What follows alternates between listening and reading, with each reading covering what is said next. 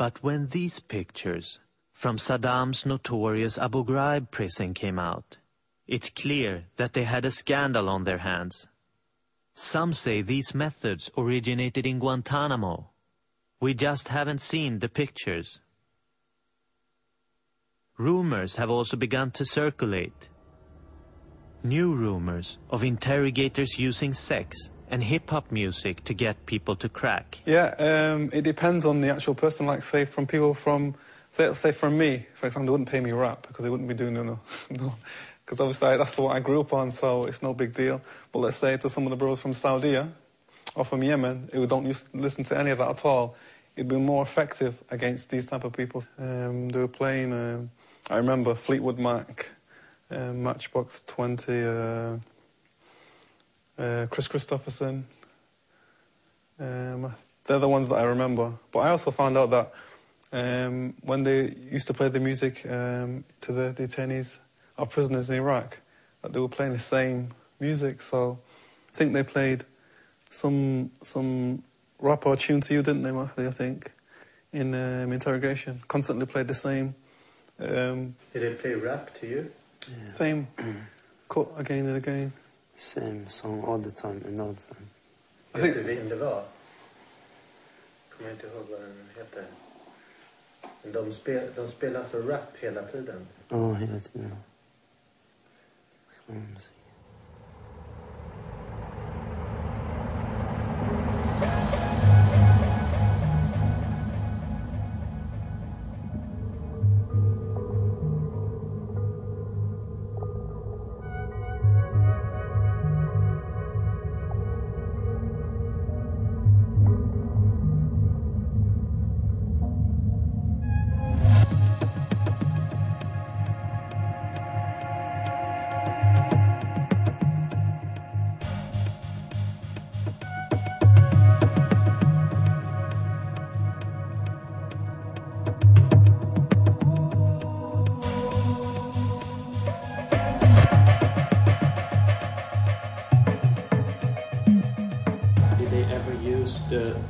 Sexual tactic during interrogation against you too?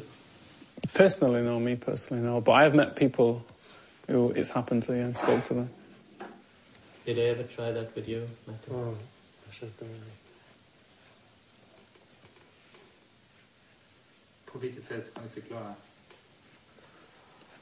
Ja, det var... De hade försökt massor med andra grejer och senare så skickade de in en tjej då. Som... hon hade vanlig så här militär uniform så här. Så hon kom till mig och började prata och så här och säga att hon kunde göra mycket för mig och så här och börja ta på mig och massera mig och ta på mig på vissa platser och så här. Och sen att hon kunde hjälpa mig med massor med grejer och så här. Och sen när hon kom ibland närmare vissa ställen så jag liksom så här liksom gjorde med händerna så här lite, försökte skydda mig lite så hon sitter lugnt och så här och liksom ja, i alla fall hon blir till slut förbannad när jag inte liksom alltså när jag inte blev intresserad eller jag inte blev gick inte med på hennes villkor och så här och så hon gick ut efter ett tag. Och sen lämnade hon sa när du vill, det bara säga att du vill träffa, hon heter Silvia, så säg bara när du vill, säg att du vill bara träffa mig så vi ska ordna allt och så. Sen gick hon.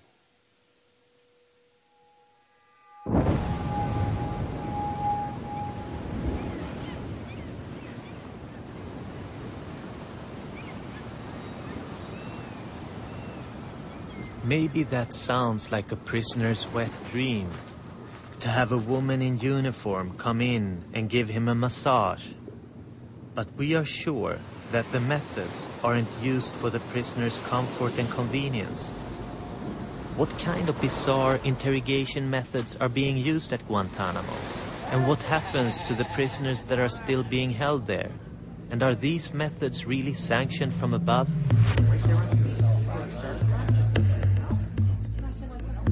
Part of the answer comes thanks to the Abu Ghraib scandal in Iraq, which set off a storm of protests and a wave of investigations, which made public thousands of previously classified documents. Human rights activists all over the world begin taking measures to get prisoners released from Guantanamo. Even in the Schlesinger report, you get a piece of paper like this, which is called Evolution of Interrogation Techniques, Guantanamo. These are techniques actually approved by our Secretary of Defense, Donald Rumsfeld. And if you read them, you get sickened by them. Among all the documents, we find a story that has its beginning in the fall of 2002. They have a problem at Guantanamo. The prisoners have stopped talking, and the old methods don't seem to be effective anymore. Now, they want to interrogate for 20-hour sessions, remove prisoners' clothes, let them stand naked in uncomfortable positions, make them wear hoods. They also want permission under medical supervision to lower the temperatures in interrogation rooms and take advantage of prisoners' phobias in order to get them to talk.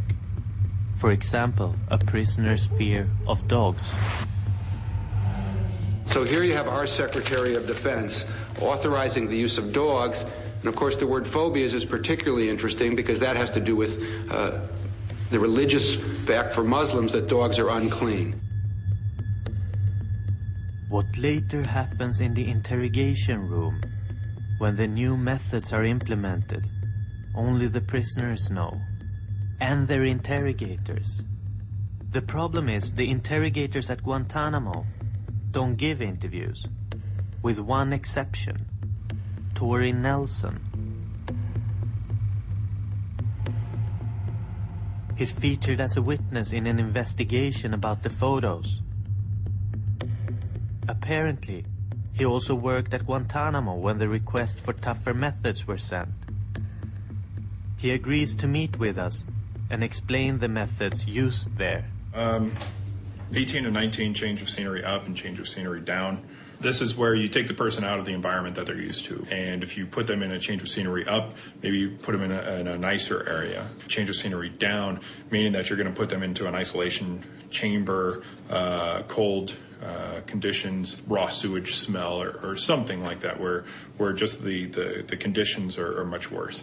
Face slap, stomach slap, if you can hit them enough so that it shocks them, especially if it gets a loud slap, but you don't actually break any bones, cut them, bruise them, then that's an effective technique, is the way that they would usually refer to it as.